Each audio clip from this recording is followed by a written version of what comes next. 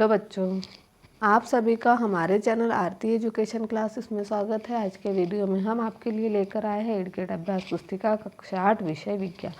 एडगेट अभ्यास पुस्तिका कक्षा 8 विषय विज्ञान यह हमें मध्य प्रदेश राज्य शिक्षा केंद्र भोपाल द्वारा जारी हुई है, जिसमें कि हम लेकर आए हैं पाठ 2 सूक्ष्म जीव मित्र एवं शत्रु। पिछले वीडियो में हम लेकर आए थे फसल उत्पादन एवं प्रबंधन। तो देखिए अध्याय 2 दिया हुआ है सूक्ष्म जीव मित्र एवं शत्रु। इस अध्याय में लर्निंग आउटकम्स दिए हुए हैं जो कि यहाँ पर है। तो देखिए हमें यहाँ लर्निंग आउटकम्स में क्या दिया हुआ है। पाठ की पूर्व तैयारी। वर्षा के समय आपने नमी वाले स्थानों या पेड़ों के नीचे सफ़ेद छत्तेनुमा संरचनाएं देखी होगी तथा कभी कभी नम ब्रेड या रोटी सड़ने लगती है तो इसकी सतह सफ़ेद काली धब्बे से ढक जाती है। किसी नदी के किनारे या रुके हुए पानी वाली जगह पर हरे रंग की फिसलन युक्त रचना देखी होगी। उन संरचनाओं की यदि हम आवर्धक लेंस या सूक्ष्मदर्शी से देखते हैं तो यह संरचना क्या है, यह कहाँ से आती है, इनको जानने के लिए इनका सूक्ष्म अध्ययन आवश्यक है। आपने अपने घरों में गुनगुने दूध में थोड़ा सा दही मिलाकर दही को जमते हुए भी देखा होगा, या जलेबी बनाने वाले को खमीर मिलाकर बनाते हुए देखा होगा। इन सब के लिए कौन उत्तरदायी है और कैसे आओ आज चर्चा करें। आपने घर में निम्नलिखित घटना देखी होगी। देखी गई घटना हाँ नहीं। रंग कैसा था। ब्रेड रोटी पर फफूंद, हाँ देखिए फफूंद सफ़ेद रंग की थी। जूते पर फफूंद, हाँ जो कि सफ़ेद रंग की। जहाँ हमेशा गीला रहता है वहाँ काई जम जाती है, हाँ हरे रंग की। सफ़ेद गर्मी में खाना खराब होना, हाँ सफ़ेद रंग की, उस पर वो फफूंद जम जाती है। ये क्या है, अपने विचार लिखो। सूक्ष्म जीव, इन्हें हम आँखों से नहीं देख सकते। सूक्ष्म जीव को हम आँखों से देख सकते क्या, नहीं। फिर निम्न में से बॉक्स में लिखो। जीवाणु, पैरामीशियम, शैवाल, कवक, प्रोटोजोआ, ईस्ट, स्ट्रेप्टोमाइसिन। तो यहाँ सूक्ष्म जीव जीवाणु, शैवाल, कवक और प्रोटोजोआ। बॉक्स में लिखने के पश्चात जो शब्द शेष रह गए उन्हें यहाँ लिखिए। पैरामीशियम, ईस्ट और स्ट्रेप्टोमाइसिन, यह शेष बचे थे जो सूक्ष्म जीव के अलावा पैरामीशियम, ईस्ट और स्ट्रेप्टोमाइसिन। इनके बारे में अपने विचार यहाँ लिखे है। ये विषाणु वायरस है। फिर अगला है प्रश्न नंबर 1। दिए गए शब्दों में से चुनकर रिक्त स्थानों की पूर्ति कीजिए। मादा एडिस 70°C 15 से 30, विषाणु CO2 शैवाल प्रोटोजोआ। जुकाम, फ्लू और खांसी अधिकतर विषाणु द्वारा होते हैं। दूध को पाश्चुरीकृत करने के लिए 70°C ताप पर 15 से 30 सेकंड के लिए गर्म करते हैं। ईस्ट तीव्रता के जनन करके श्वसन के दौरान CO2 उत्पादित करते हैं। सूक्ष्म जीवों को मुख्यतः जीवाणु, कवक, प्रोटोजोआ तथा शैवाल वर्ग में बांटा गया है। डेंगू के वायरस का वाहक मादा एडिस मच्छर है। फिर प्रश्न नंबर 2 है। सही विकल्प के आगे सही का निशान लगा। एक बर्तन में मैदा, थोड़ी सी चीनी, 1 चुटकी ईस्ट पाउडर मिलाकर गूंथ ले।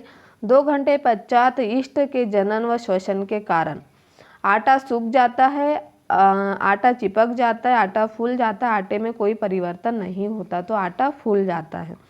एड्स किसी संक्रमित व्यक्ति से दूसरे स्वस्थ व्यक्ति में किसके जरिए फैल सकता है। साथ भोजन करने से, साझे कंधे के प्रयोग करने से, मच्छर के काटने से, पीड़ित के द्वारा रक्तदान करने से। जैम, जेली या स्वैक्स का परीक्षण किया जाता है। चीनी द्वारा, तेल द्वारा, नमक द्वारा, सिरके द्वारा। तो चीनी द्वारा।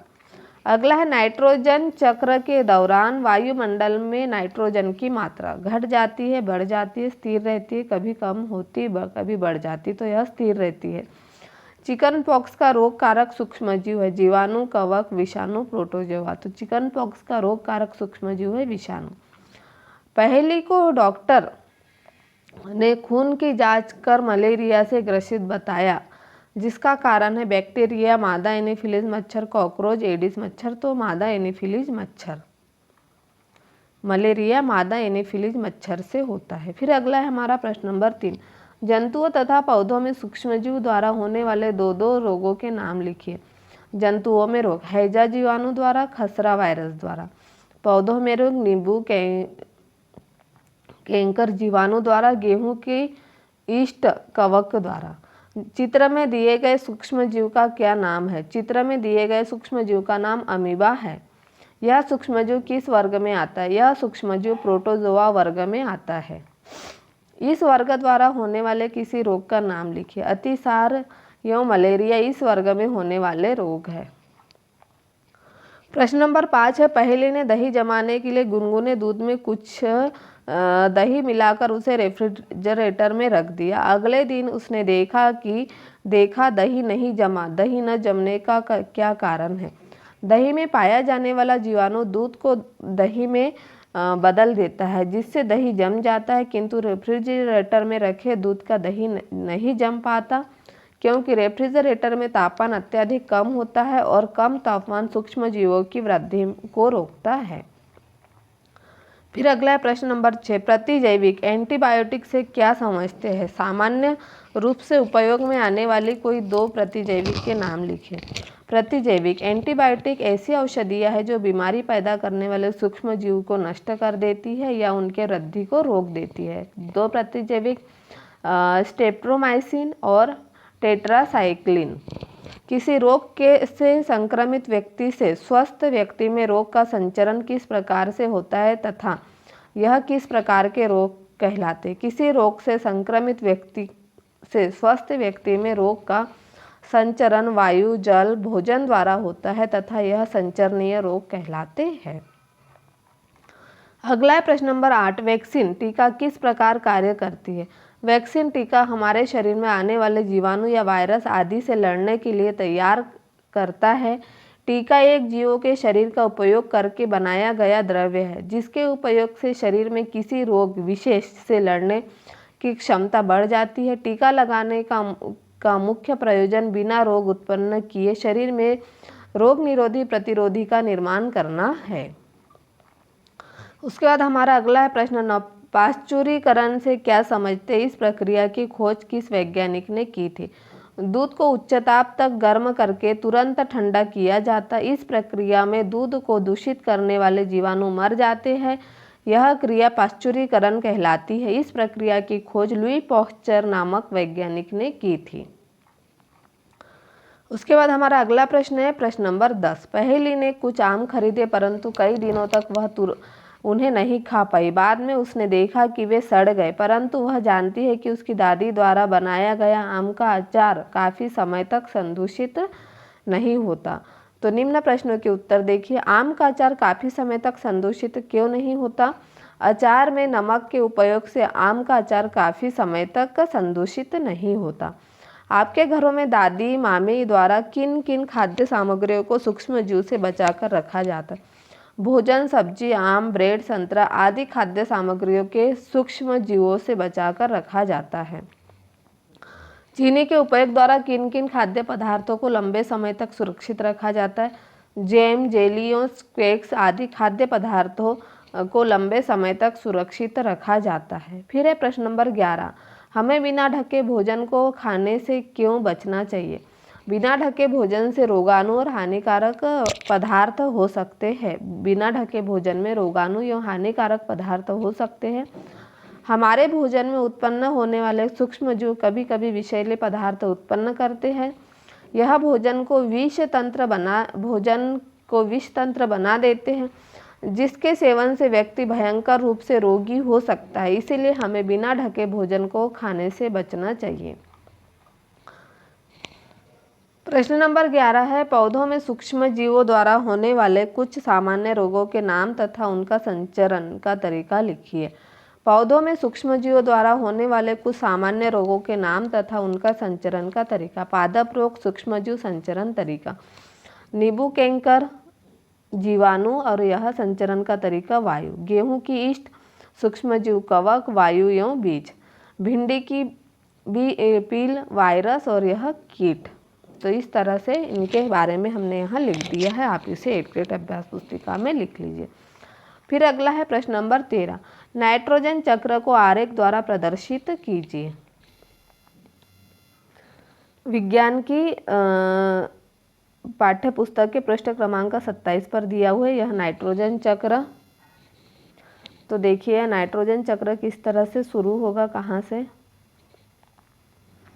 मिट्टी में उपस्थित नाइट्रोजन के यौगिक यहाँ से शुरू होकर यहाँ जाएगा। ये तड़ित द्वारा नाइट्रोजन स्थिरीकरण, वायुमंडलीय नाइट्रोजन, और यह जीवाणु द्वारा नाइट्रोजन यौगिक को गैसीय नाइट्रोजन में परिवर्तन। फिर यहाँ पौधों द्वारा अवशोषण के बाद क्या हो जाएगा, जंतुओं द्वारा पौधों को खाना, फिर उत्सर्जन या जीवों की मृत्यु द्वारा उत्पन्न नाइट्रोजन अपशिष्ट, और या फिर मिट्टी में उपस्थित नाइट्रोजन के यौगिक। फिर उसके बाद देखिए वायुमंडलीय नाइट्रोजन कहाँ जाएगा, वायुमंडलीय नाइट्रोजन का जीवाणु एवं नीले हरे शैवाल द्वारा स्थिरीकरण, और यहाँ जीवाणु द्वारा स्थिर नाइट्रोजन को नाइट्रोजनो यौगिक में परिवर्तन करना, और ये मिट्टी में उपस्थित नाइट्रोजन के यौगिक। तो इसे क्या कहेंगे हम, नाइट्रोजन चक्र। फिर हमारा अगला है प्रश्न नंबर 14। मनुष्य में सूक्ष्म जीवों द्वारा होने वाले सामान्य रोग, उनके रोगजनक सूक्ष्म जीव तथा रोग से बचाव के उपाय को तालिकाबद्ध कीजिए। यहाँ पर देखिए मनुष्य में सूक्ष्म जीवों द्वारा होने वाले सामान्य रोग, मानव रोग, रोगकारक सूक्ष्म जीव, संचरण का तरीका, बचाव के उपाय। क्षय रोग, खसरा, चिकन पॉक्स, पोलियो, हैजा, टाइफाइड। क्षय रोग, जीवाणु, वायु।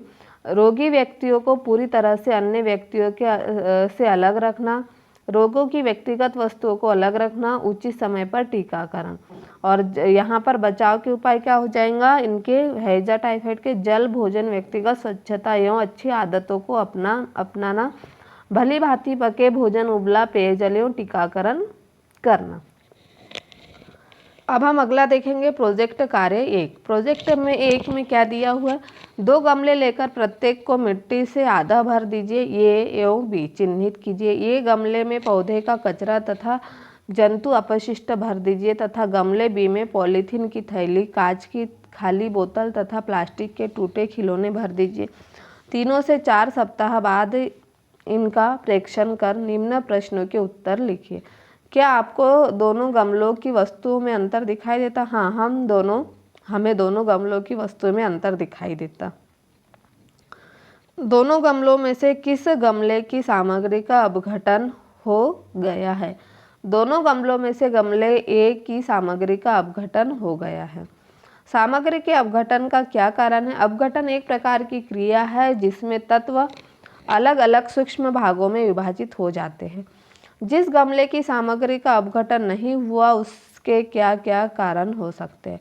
तो गमला बी की सामग्री का अपघटन नहीं हुआ क्योंकि उसके तत्व अलग अलग सूक्ष्म भागों में विभाजित नहीं हुए। जिस गमले की सामग्री का अपघटन हो गया है उसके क्या उपयोग है? गमले ए की सामग्री का अपघटन हो गया है, उसका उपयोग भूमि की उर्वरा शक्ति बढ़ाने में किया जाता है। फिर अगला है प्रोजेक्ट 2। आप अपने दैनिक जीवन में जिन डिब्बा बंद या पैकेट बंद भोज्य पदार्थों का उपयोग करते हैं उन सामग्रियों के पैकेट्स का सूक्ष्म अवलोकन कर निम्न तालिका को पूर्ण कीजिए। भोज्य पदार्थ के पैकेट का नाम, पैकेट निर्माण का दिनांक, पैकेट समाप्ति का दिनांक, भोज्य पदार्थ में उपयोगी संघटकों को नाम, भोज्य पदार्थों में उपयोग परिरक्षक का नाम। तेल, पैकेट का निर्माण 8/9/2023 को, पैकेट समाप्ति 8/9/2025। भोज्य पदार्थ में संघटक प्रोटीन, भोज्य पदार्थ में उपयोग परिरक्षक का नाम एंटीऑक्सीडेंट। फिर दूसरा है आटा, पैकेट निर्माण का दिनांक 2/4/2022, पैकेट समाप्ति का दिनांक 2/5/2023। भोज्य पदार्थ में संघटकों के नाम प्रोटीन और भोज्य पदार्थ में उपयोगी परिरक्षक का नाम बेंजोइक एसिड। फिर है मैगी 15/5/2022, पैकेट समाप्ति का दिनांक 18/5/2024। भोज्य पदार्थ में उपयोग संघटकों के नाम कार्बोहाइड्रेट और भोज्य पदार्थ में उपयोगी परिरक्षक का नाम नाइट्रोजन। चिप्स 20/1/2021 इस पैकेट का निर्माण।